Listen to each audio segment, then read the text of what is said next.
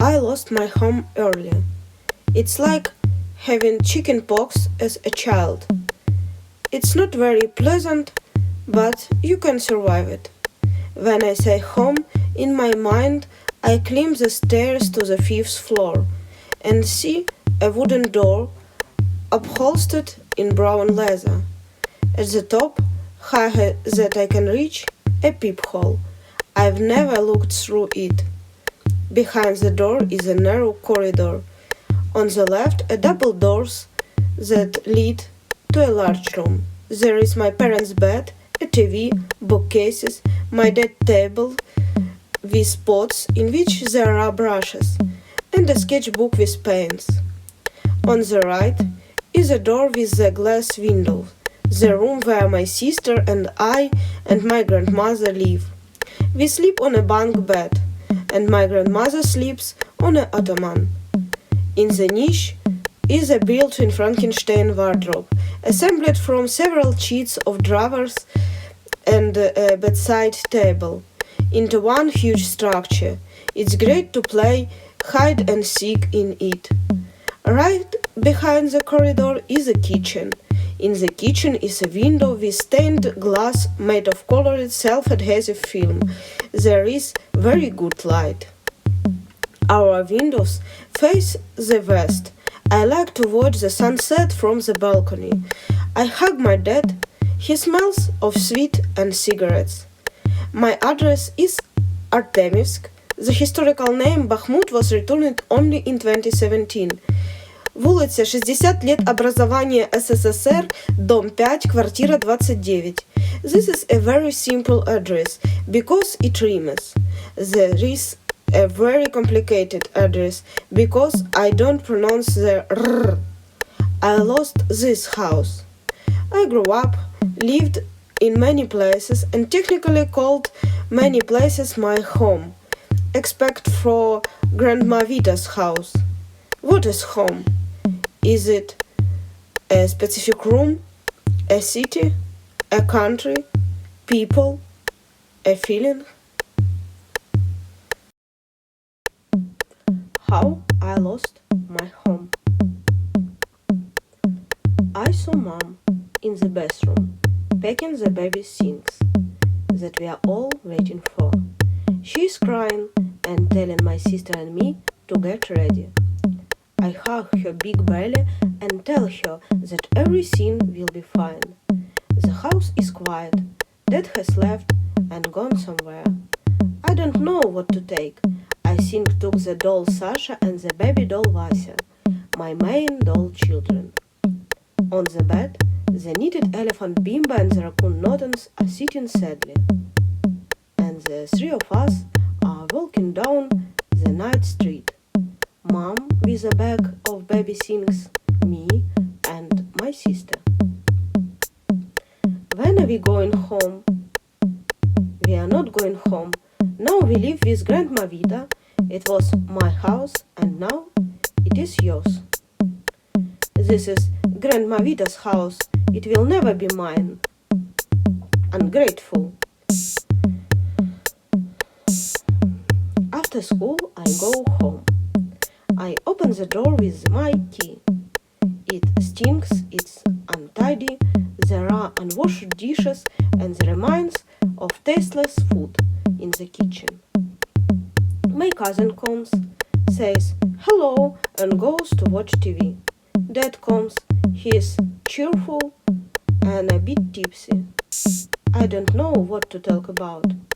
No one here is going to take care of me. Feed me lunch, ask how things are going to at school and at the music school. Is this my home or is it not?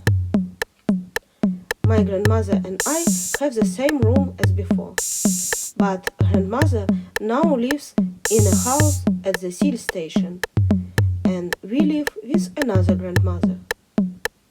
This is my table. In the drawer there are all sorts of little things, but I have another table and other little things. These have lost their meaning. My clothes are in the wardrobe, but in grandmother's house I wear different ones. I've almost grown out of this one. Here my toys. But grandmother's apartment doesn't have enough space anyway. You can't take everything. Girls, I think it's time for us to look for a new home. You dreamed of having a private house instead of an apartment, right? You promised that we would return home.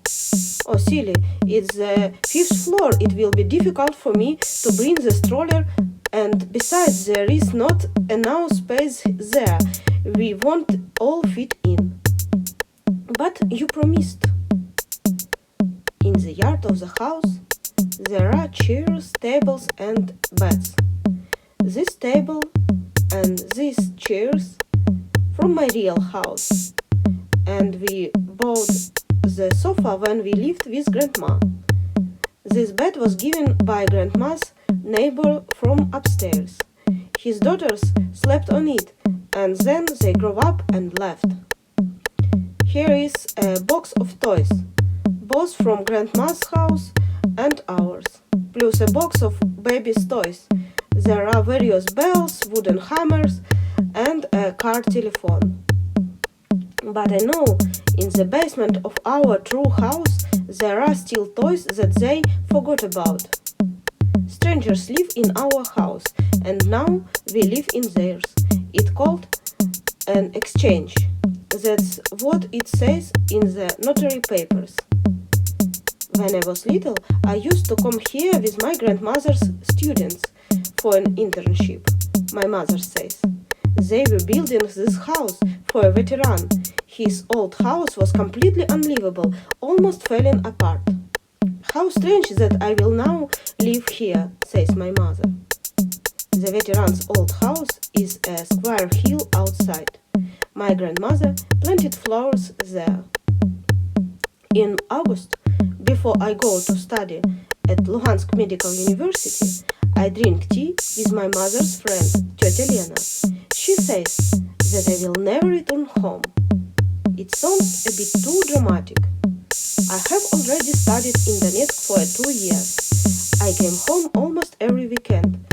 I was on vacation. And Lugansk is not much further. Not 2 hours, but 4 or 5, depending on how you go.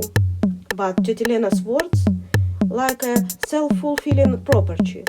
At first, I come home every 2 weeks. Then at least once a month. And then my family falls apart forever, and the house finally ceases to be a home for me. Indeed, probably on that summer evening, I was home for the last time and never returned.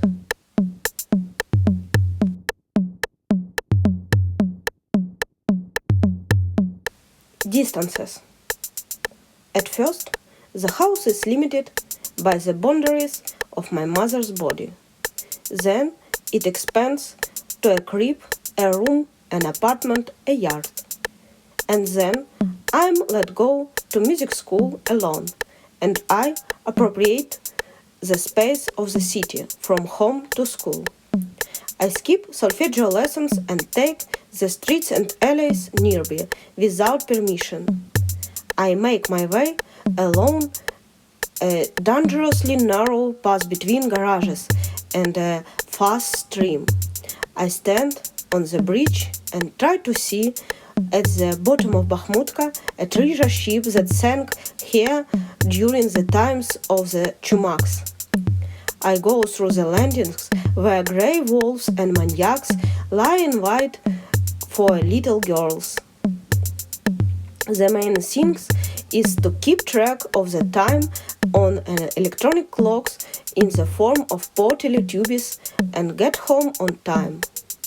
Then I go to Donetsk and know how to get from Putilovsky station to Chelyuskinsev Street, to Rosa Luxemburg Street, where my relative lives, where the train station is.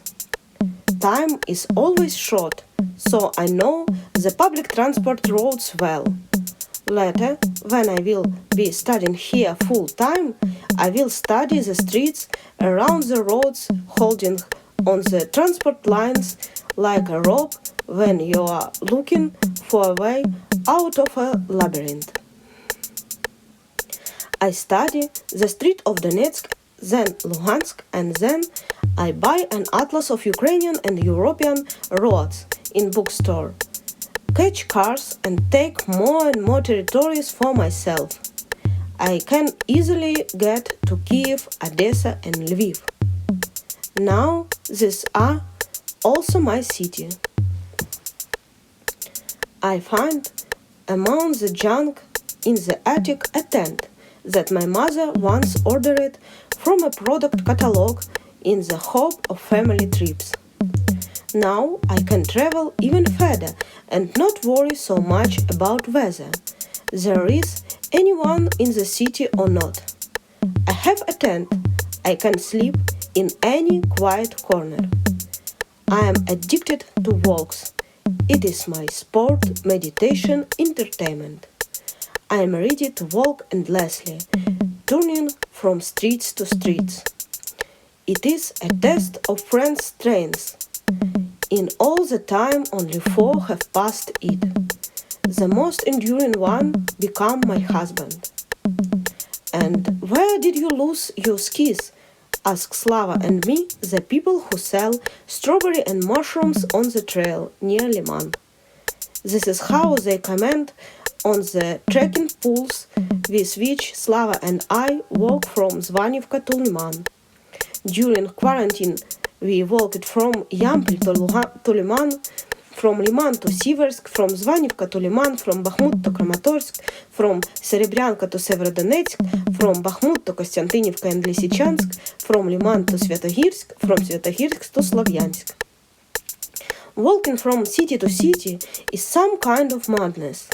Walking from city to city and being surprised how people in ancient times spent 3 times as much time on the same road, on the same path. We started with hikes around the city of about 15-17 kilometers. And our record in 2 years was a walk of 50 kilometers. Since then, I have had a tradition of going for a walk on my birthday, as many kilometers as my age, starting at 25. I claim the distance I covered on foot as my own, signing my home in each step.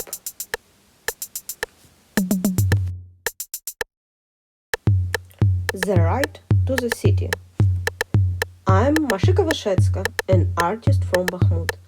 That's how I always introduce myself, because I was born in Bakhmut and become an artist in Bakhmut.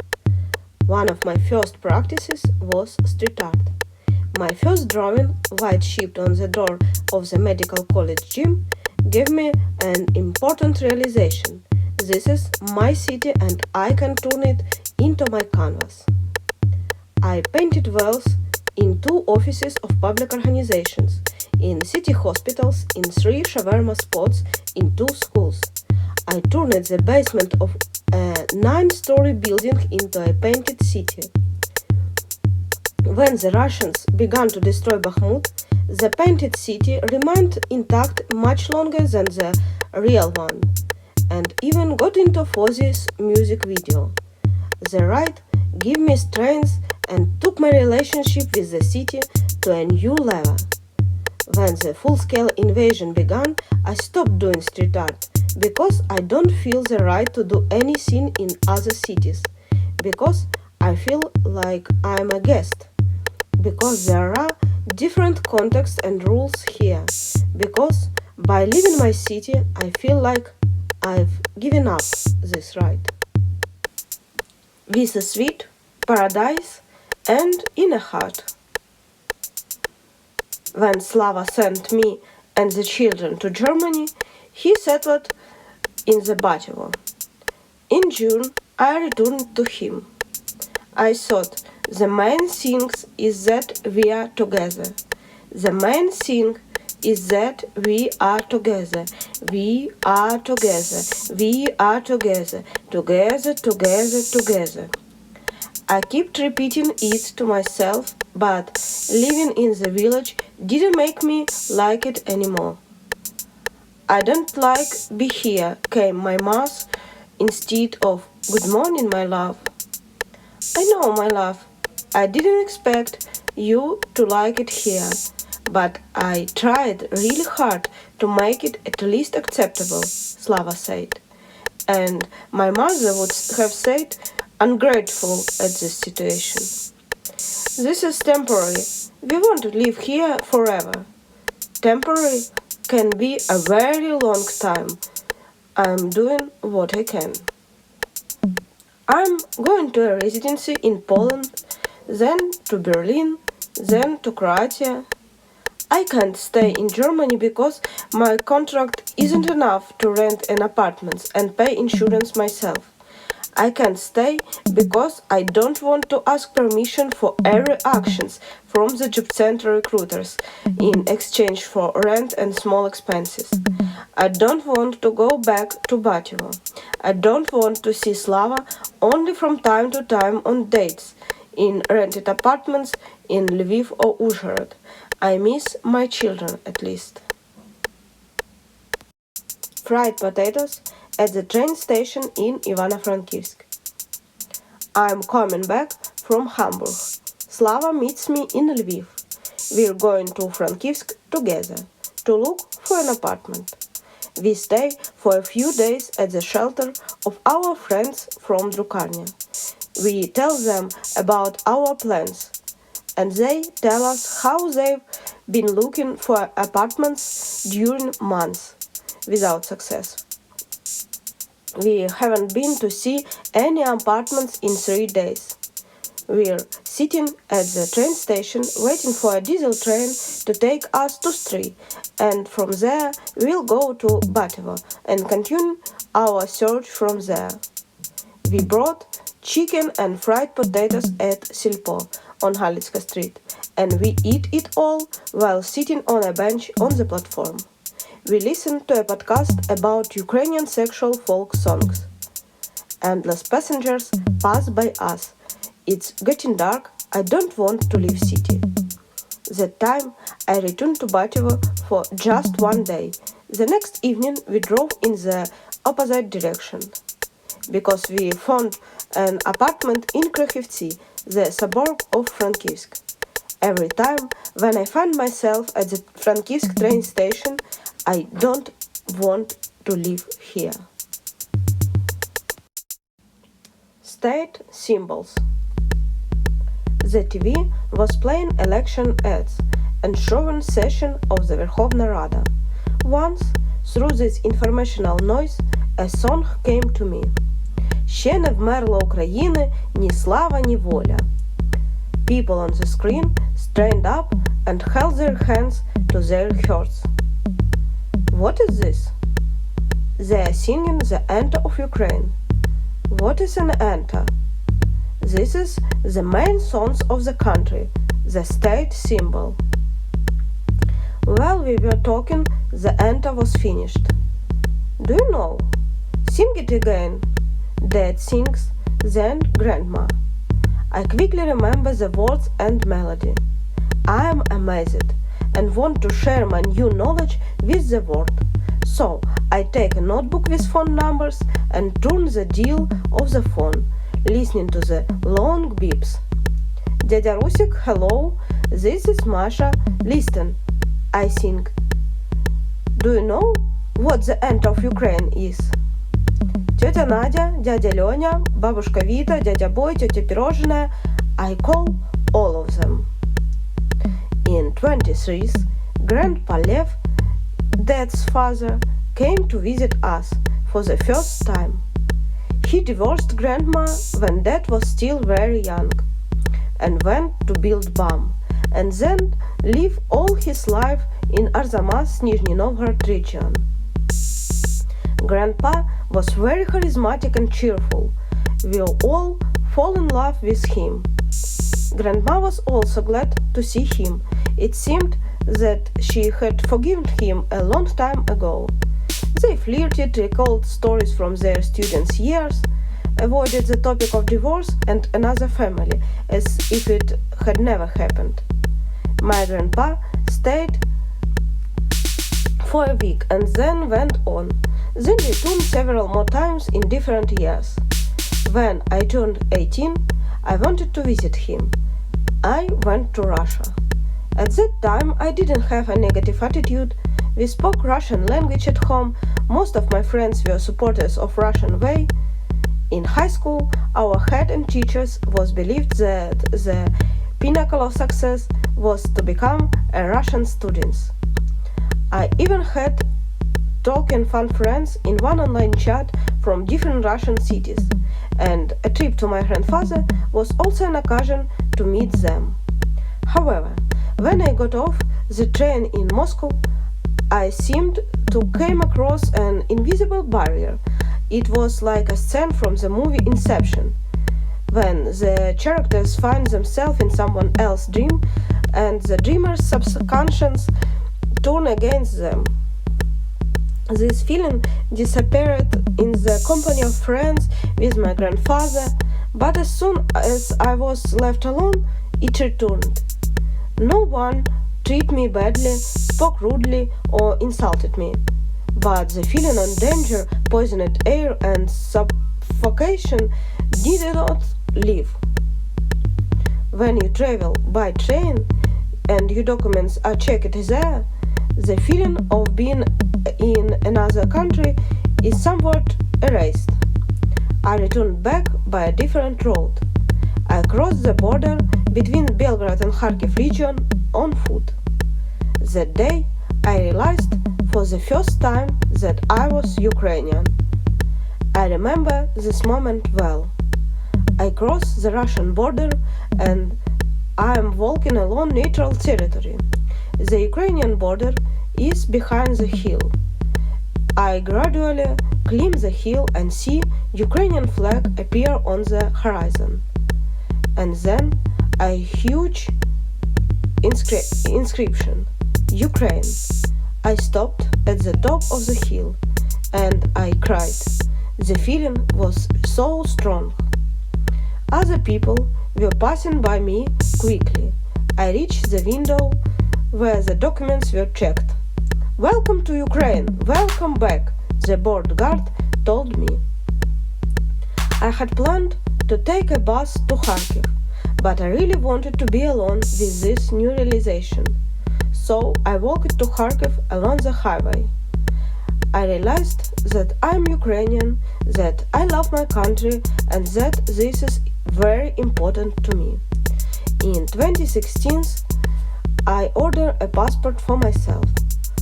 On the first page it says, "On behalf of Ukraine, the Minister of Foreign Affairs of Ukraine asks everyone to whom it may concern to take as possible measure to facilitate the passport bearer's trip and provide him with the necessary assistance and protections." I know that this is standard text, but I really like these words. I have a home, and when I leave it, the Minister of Foreign Affairs asks everyone who cares to take care of me. Will I return to Bakhmut? In November, I traveled with Ivano-Frankivsk artists to Odessa and Mykolaiv. We went from Odessa to Mykolaiv by bus. It is a very beautiful road. On one side is the sea, and on the other side are the steppes. I didn't realize that I missed the steppe until I saw it. You can see the horizon in the steppe. It's easy to reach the horizon. You fix your gaze on some objects on the horizon and go. In Frankivsk, you can see mountains on the horizon, but it's not so easy to reach them.